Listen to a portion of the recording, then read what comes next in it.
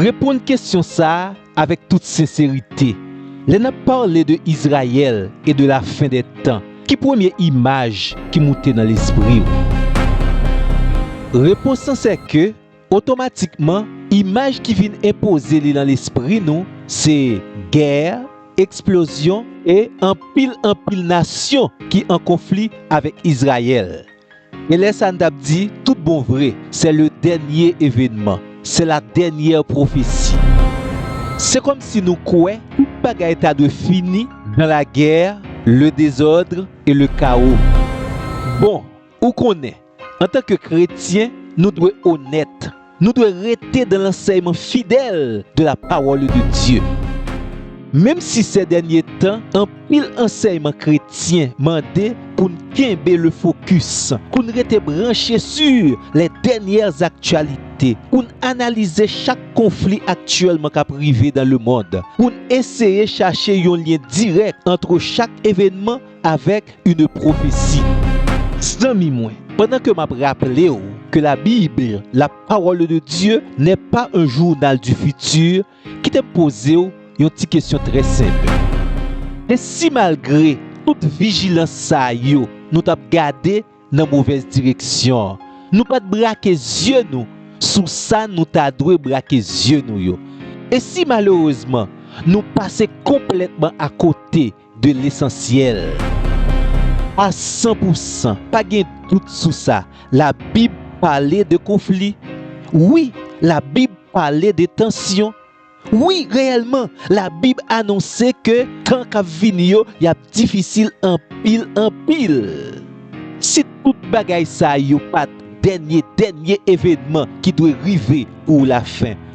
Et si la dernière grande prophétie concernant Israël n'était pas une guerre, mais une révélation bouleversante, une révélation capable de changer le destin d'un peuple, renverser toute une compréhension et révéler le cœur même du plan de Dieu. Jodia, nous pas entrer dans la théorie, nous pas tenter de faire interprétation sensationnelle. Nous allons plonger directement dans les Saintes Écritures et nous allons découvrir une vérité en pile moun ap li, mais pas en pile là-dedans qui comprennent vraiment. Et moi garantis ou, so pral tande là dans vidéo ça, li pral changer complètement ta manière de voir Israël, ta lecture des prophéties et même ta relation avec Dieu. Dans vidéo ça, nous pral ouais ensemble pour qui ça, un pile moun pense que tout finira par une guerre. Nous pral ouais qui ça texte biblique yo enseigné exactement. Et surtout, nous allons découvrir quelle est la véritable dernière prophétie. Regardez vidéo ça jusqu'à la fin. Si vous pouvez abonner à la chaîne là, profitez de faire ça. Parce que nous croyons, la dernière prophétie pourrait bien te surprendre. Est-ce qu'on connaît dans l'époque où nous vivons là? Et ça a plus passé une cinquantaine d'années. Depuis qu'on entend le mot Israël, son seule image que le en tête. C'est pour image spirituelle, non? Non. Image spirituelle là, pas vient en premier. Image qui vient dans tête mounio, c'est une image de conflit, de missiles dans le ciel, drone tout partout, sirène cap cléoné mande mounio pour entrer dans abri protégé. Nation qui a fait la guerre. Israël est devenu, dans l'imaginaire collectif, un symbole de tension mondiale. Et ça qui ont petit gens dominé nous, c'est que même dans le monde chrétien, perception ça, c'est lui-même qui a dominé. En pile monde associé Israël directement à des conflits militaires, des alliances géopolitiques, des scénarios de fin du monde. Bagala vin tourne yon réflexe. Chaque événement qui arrive, chaque actualité, nous courir prend yo à superposer yo à la Bible, la parole de Dieu. C'est comme si m'ta dit chaque événement yo ta forcément correspond à une prophétie dans la Bible là. Et c'est une guerre qui éclatait, oui, la Bible t'a annoncé. C'est son alliance qui formée, oui, c'est Gog et Magog. Si son tension qui a monté à Jérusalem, c'est la fin est proche.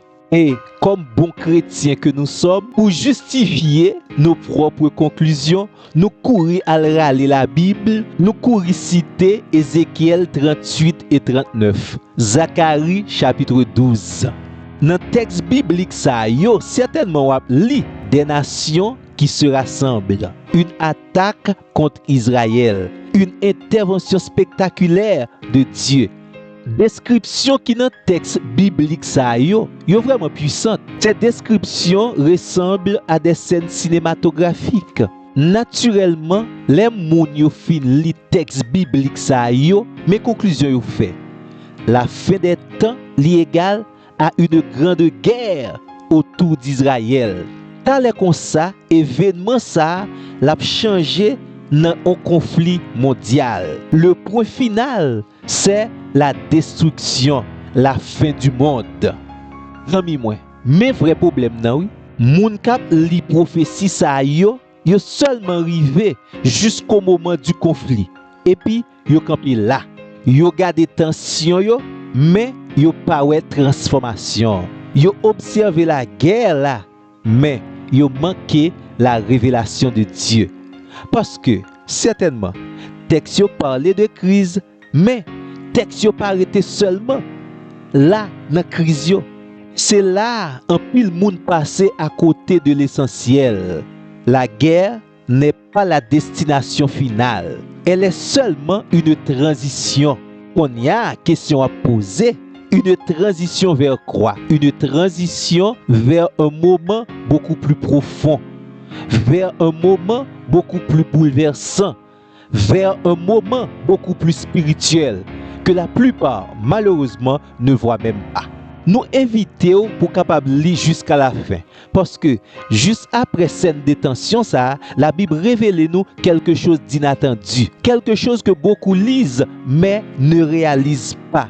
Une prophétie qui ne parle pas de destruction, mais de révélation. C'est ça exactement nous allons montrer là, nous allons aider à découvrir.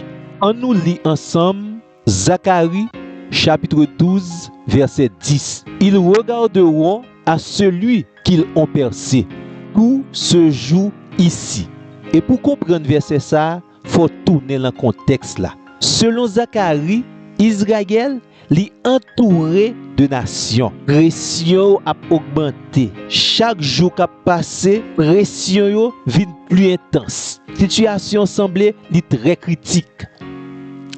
Et les bagages arrivent comme ça, tout le monde attend à une bataille finale, à une victoire militaire spectaculaire. Mais ce n'est pas ce qui se passe en premier. Au cœur de cette crise, quelque chose d'invisible se produit. Pas une explosion, pas une tragédie militaire, mais une révélation spéciale, une révélation intérieure. Zacharie 12, verset 10 dit: ils regarderont.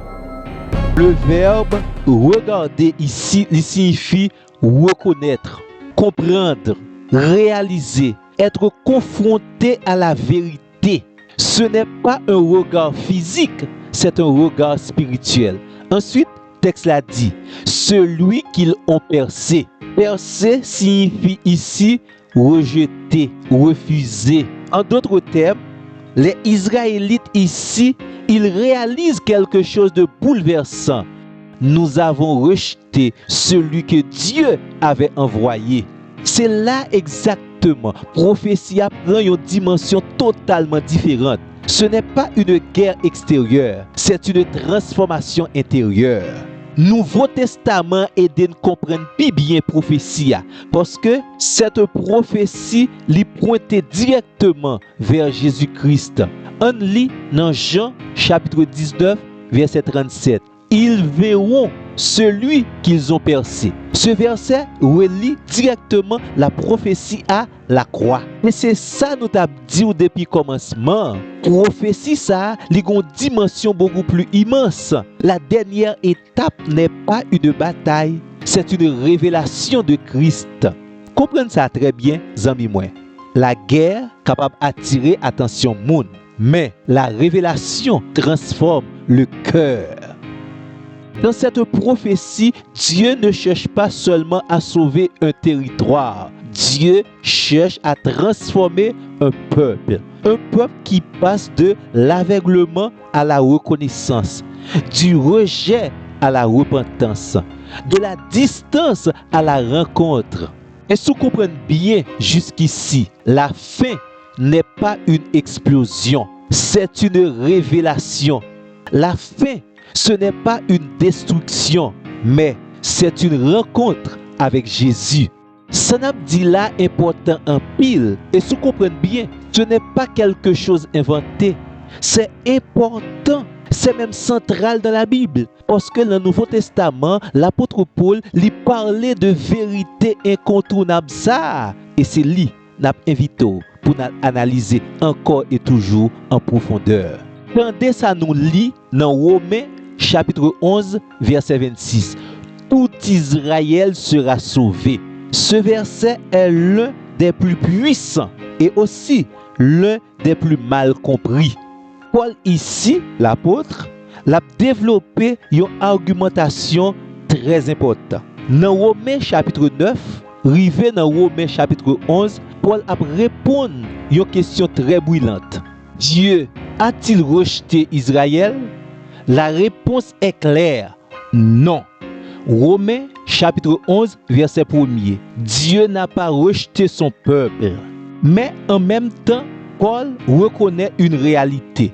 Une partie d'Israël est tombée dans l'incrédulité. En pile là-dedans yo, pas reconnaître et mettre toute confiance dans Messie. Romains chapitre 11 verset 25. Un endurcissement partiel est arrivé à Israël. Et c'est là que la vie plus intéressant. Paul révélait un processus en plusieurs étapes. 1. Israël traverse une période d'endurcissement. 2. Les nations, les non-juifs, reçoivent l'évangile. 3. Puis, quelque chose se produit. Tout Israël est sauvé. Mais attention, sauver ne veut pas dire victoire militaire. Sauver ne veut pas dire domination politique. Sauver ne veut pas dire succès national. Dans écrit Paul, Paul montrait être sauvé, c'est être réconcilié avec Dieu, être transformé intérieurement, recevoir une nouvelle vie. Donc Paul, il n'a pas parlé d'un triomphe géopolitique, mais il parlait d'un réveil spirituel dans la nation d'Israël. Qu'on y a, attendez bien, qu'il y ait qui gagne entre Zacharie chapitre 12 verset 10 et l'épître de Paul aux Romains. Zacharie dit nous, ils regarderont à celui qu'ils ont percé. Et Paul lui ajoutait, tout Israël sera sauvé. Ce sont deux faces d'une même réalité. Regarder qui signifie reconnaître, être sauvé qui signifie transformation. Autrement dit, Israël reconnaît, Israël se tourne vers Dieu, Israël est transformé. Ce que Paul révèle ici est essentiel. Dieu n'a pas abandonné Israël, mais son plan final n'est pas militaire, son plan est spirituel. Ça veut dire, bon Dieu pas voyé Israël dans la guerre. C'est vrai, ça m'a dit là, il a changé un pile bagay. Bon, essayer porter correction à une erreur qui est très fréquente. Gan pile moun li verset ça yo pensé que Israël va dominer, Israël va gagner une guerre finale, Israël va triompher politiquement. Mais non, ce n'est pas ce que dit le texte. Le texte dit Israël sera sauvé. Et dans toute la Bible, le salut est toujours lié à Jésus-Christ. Ce que Paul décrit ici, c'est un moment historique, mais aussi un moment profondément spirituel. Un peuple qui revient à Dieu, un peuple qui reconnaît le Messie, un peuple qui est transformé de l'intérieur. Pas oublier nos amis moins, dans le cas d'Israël, la fin n'est pas une domination, c'est une transformation. La fin, ce n'est pas un triomphe politique, c'est un salut spirituel. Vous comprendre ça bien, Ancien Testament li annonce yon révélation, Nouveau Testament li confirme yon salut. Mais il reste une question cruciale. Pourquoi est-ce si important de comprendre cela aujourd'hui? Et surtout, qu'est-ce que ça change pour toi? C'est exactement ce qu'on va voir maintenant. Nous voulons toujours être clairs ensemble avec vous-même. Oui, c'est vrai, la Bible, la parole de Dieu, il parlait des conflits. Oui, c'est vrai, dans Ézéchiel, chapitre 38, il parlait d'une coalition de nations. Dans Zacharie 14, nous joignons une attaque contre Jérusalem. Dans Apocalypse, il parlait de guerre, de jugement, des bouleversements mondiaux. Et ces passages sont forts, parfois même troublants.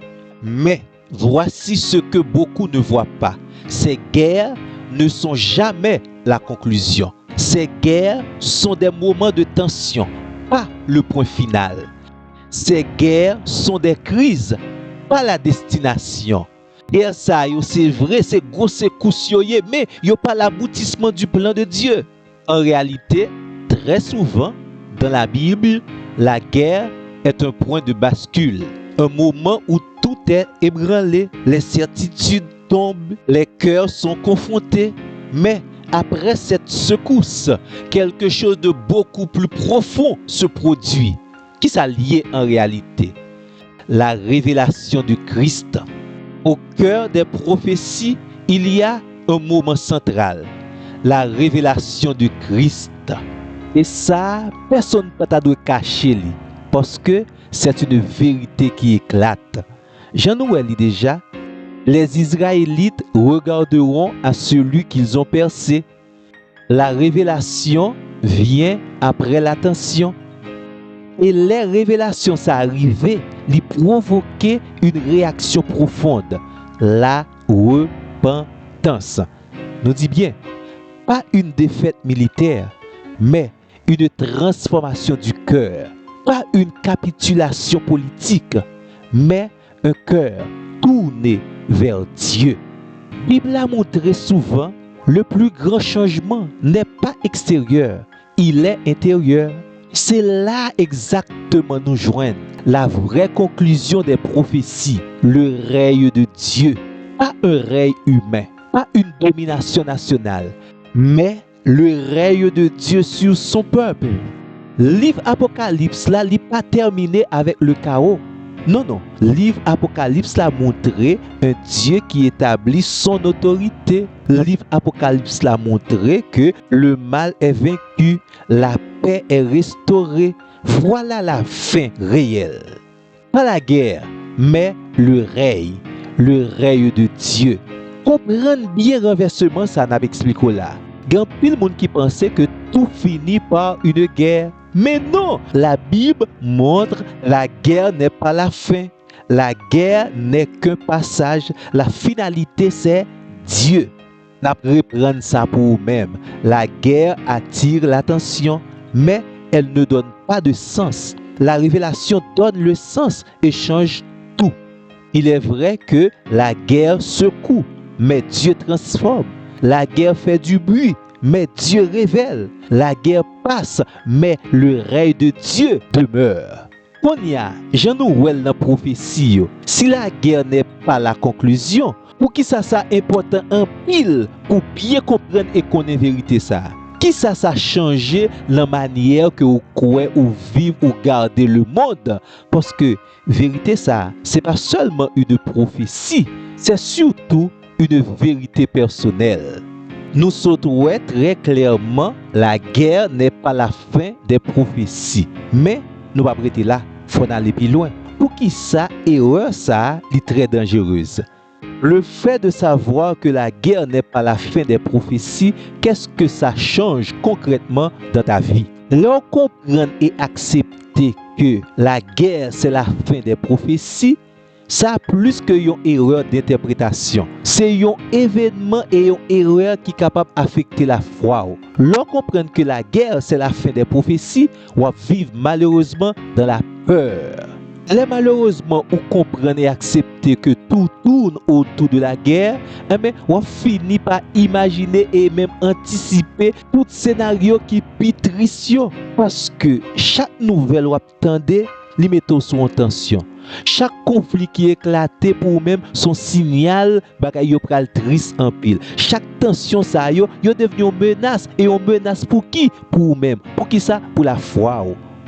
Et sans malheureusement ou pas rendre compte, ta foi se transforme en anxiété. Ou besoin comprendre cette belle vérité biblique. Dieu n'appelle pas à vivre dans la peur. Les prophéties bibliques n'ont jamais été données pour te paralyser, mais pour t'éclairer. Les malheureusement ou comprendre que la guerre c'est la fin, mais ça fait que ou mal interpréter la parole de Dieu. Ça, c'est l'autre gros danger. Tu commences à lire la Bible à travers les actualités. Au lieu de dire qu'est-ce que le verset, qu'est-ce que le texte veut dire, ou simplement chercher connaître à quel événement actuel ça correspond. Et là, exactement, toute bagaille mélangée dans la main. On force texte dit, ça ou pas de jambe doit dire. On tirer des conclusions rapides et en dehors de la révélation de Dieu. Ou bagaille dans texte que texte pas jambe parler de yo. Et au final, tu ne lis plus la Bible. Tu l'interprètes à partir du monde. Et ça, c'est grave en pile. La guerre n'est pas la fin. La guerre n'est pas la conclusion. Sous quoi comme ça, ou vient tourner un monde qui est dépendant des actualités. Ça, son troisième gros danger. Tu deviens dépendant de ce qui se passe dans le monde. Ou surveiller les conflits, les alliances, les déclarations politiques, comme si compréhension de Dieu li dépend de ça yo. Non, c'est pas événement qui explique au bon Dieu, c'est bon Dieu qui peut dopi bien comprendre événement yo. Et lorsqu'on fait comme ça, petit pas, ton attention se déplace. Ou retirer le regard sur bon Dieu, ou bien ou garder bon Dieu moins, et qu'on y a ou garder événement yo plus. Là on fait comme ça, ou mettons moins à l'écoute de la parole de Dieu, ou plus à analyser d'après les événements actuels, ça moun a dit. Et sans pas rendre compte, malheureusement, ta foi devient instable. Qui conséquence ça gagne sur la vie en général? Les ou comprendre que la guerre c'est la fin, ou à vivre avec une foi remplie de peur. Ou à vivre dans une compréhension confuse, ou à vivre dans une dépendance du monde. Et ça, ce n'est pas le plan de Dieu pour ta vie. Pas quel côté dans la Bible là, bon Dieu te baille les prophéties pour capable troubler, désorienter et obséder. Non. Dieu a donné les prophéties bibliques pour t'éclairer, te préparer, t'ancrer dans la vérité. Si pendant on cherche comprendre les prophéties bibliques, ça fait ouvrir anxieux ou lit parole bon Dieu de façon très mal. Si pendant on lit les prophéties bibliques, yo détourné de Dieu, ça veut dire ou pas comprendre rien. Si pendant on lit les prophéties bibliques, yo rend nous dépendants du monde, là ou perdu le centre qui est Dieu. Qu'on y a véritable question, la vraie question c'est comment lire les prophéties correctement, comment rester stable dans un monde instable, comment développer un vrai discernement spirituel parce que la solution existe et elle peut transformer complètement ta manière de croire. Qu'on y a tout bon vrai et finalement on comprend que la guerre n'est pas la fin ou bien la fin n'est pas la guerre. Qu'est-ce que ça change concrètement pour toi? Pas centrer la foi sur les conflits.